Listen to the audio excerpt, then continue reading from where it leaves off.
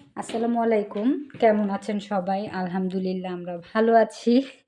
হয়তোবা ভাবছেন এমন অগোছালো কেন সবকিছু এলোমেলো কেন? এলোমেলো বিকজ আ আমরা কালকে এসেছি পর্তুগাল। তো কালকে আসার পর বাসায় কালকে উঠতে পারিনি। মানে ক্লিন ছিল না, আমাদের ক্লিন করে দিয়েছে। তারপর পানি, আ তারপর কারেন্টের লাইন সেগুলো দিয়েছে কালকেই। কালকে হোটেলে কোনো রকমে রাত কাটিয়েছি। তার পরের দিন সকাল মানে আজকে সকাল থেকে আমরা ৩ জনই খুব অসুস্থ। অসুস্থ মানে মোটামুটি ভালোই অসুস্থ। আ হয়তোবা লং জার্নির কারণে। যাই হোক, তো ওইভাবে কোনো কিছুই গুছাই নেই। এ বাসায় কোনো ফার্নিচার নেই। আমাদের কিনতে হবে একটা, একটা করে। তো সকালে আরকি একটা ছোট ম্যাট্রেস, বালিশ, কম্বল, তারপর হচ্ছে কার্পেট এগুলো টুকটাক আনা হয়েছে। আর কাপড়-চোপড় লাগেজ থেকে বেশি অংশই বের করে এভাবে এলোমেলো করে আপাতত রেখেছি। আহ আলমারি, ওয়ারড্রোব যা কেনার কিনে তারপর গুছাবো। এই যে দেখেই হয়তোবা ভাববেন যে কি পচা করে রেখেছি। কিছুই করার নেই। একটু, একটু করে কাজ করছিলাম। তারপর ভাবলাম আপনাদের সাথে একটু শেয়ার করি। নতুন দেশে এসেছি, নতুন বাসা। ওটা হচ্ছে বারান্দা। ঠান্ডা আসে সে কারণে আরকি এভাবে আটকে রেখেছি। আর হচ্ছে এটা জানালা। বিকাল এখন। আকাশে মেঘ তাই অন্ধকার। এই তো বাসার নিচে সবাই গাড়ি পার্কিং করে রাখে এইভাবে। ওই যে আমাদের ছোট্ট বারান্দাটা দেখা যাচ্ছে।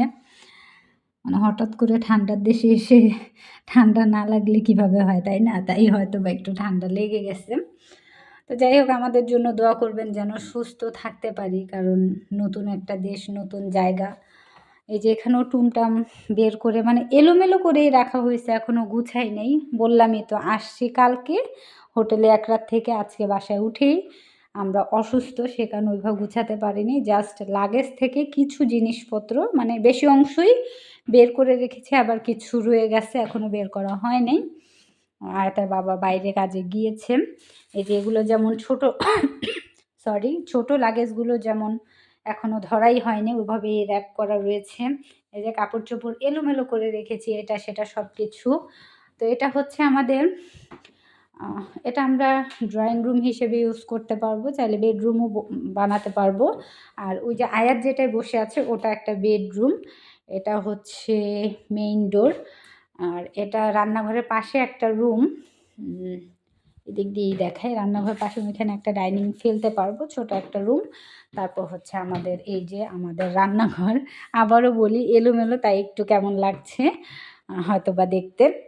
ইনশাআল্লাহ গোছগাছ করার পরে আবার আপনাদের সাথে ভিডিও করে শেয়ার করব আমি কিভাবে বাসা গুছালাম, কি, কি করলাম। এই তো সব এলোমেলো করে এই যে প্যাকেটগুলো এখনো খুলি নাই, ঠিক ওভাবেই আছে যেভাবে বাংলাদেশ থেকে প্যাকেট করে আনা হয়েছে। তো এই হচ্ছে আমার রান্নাঘর। মানে বাসাটা ছোট, ছোটখাটো অবশ্য আমাদের হয়ে যায়। ছোট ফ্যামিলির জন্য ঠিক আছে। এই আরকি। এই হচ্ছে আমার রান্নার জায়গা মানে চুলা, ওভেন।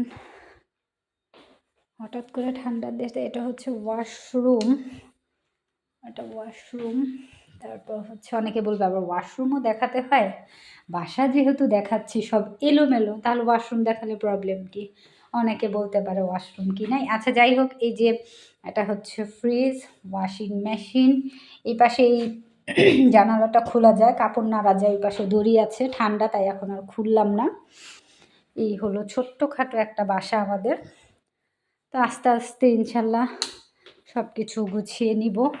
আমাদের জন্য দোয়া করবেন যেন সুস্থ থাকতে পারি এটাই। এটা নিয়ে খুব ভয় পাচ্ছি যে নতুন একটা দেশে এসে হঠাৎ করেই সকাল থেকে ৩ জনই মোটামুটি অসুস্থ। আয়াতের বাবার জ্বর, আমার হঠাৎ এত বমি হয়তোবা ফুড পয়জনিং হয়েছে। কিন্তু কেন হলো সেটা বুঝতে পারছি না। কারণ খেয়েছি তো প্লেনের খাবারই, খুব ফ্রেশ খাবার, তারপরেও কেন এমন হলো? তো আপনারাও ভালো থাকবেন। ইনশাআল্লাহ নেক্সট কোনো ভিডিওতে দেখাবো বাসা কিভাবে গুছালাম, কি, কি করলাম। তো সবাই ভালো থাকবেন। আল্লাহ হাফিজ।